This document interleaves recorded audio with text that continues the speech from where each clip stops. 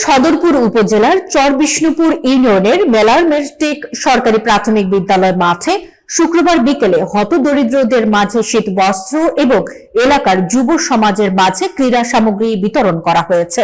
এই কার্যক্রমের উদ্যোগ নিয়েছেন কাজাখস্তান প্রবাসী ফরহাদ ওয়াহাব আকন, যিনি বাংলাদেশ কাজাখস্তান কমিউনিটির সভাপতি এবং দেশের একটি শিক্ষা প্রতিষ্ঠানে শিক্ষকতা করছেন। প্রধান অতিথি হিসেবে উপস্থিত থেকে সামগ্রী বিতরণ করেন প্রবাসীর পিতা সাবেক ব্যাংক কর্মকর্তা আব্দুল ওয়াহাব আকন।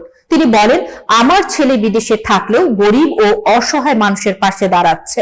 এছাড়া এলাকার যুব সমাজকে মাদকাসক্তি থেকে রক্ষা করার জন্য বিভিন্ন ক্রীড়া সামগ্রী বিতরণ করা হচ্ছে।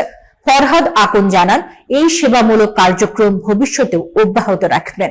অনুষ্ঠানে প্রবাসীর মা ফরিদা বেগম, সদরপুর উপজেলা বিএনপির সদস্য সিকদার নাজমুল হাসান রাজু, মাসুদুর রহমান, সদরপুর কৃষক দলের সদস্য সচিব আসাদ মৃদ, স্থানীয় গণ্যমান্য ব্যক্তি জাফর হোসেন সহ অনেকে উপস্থিত ছিলেন।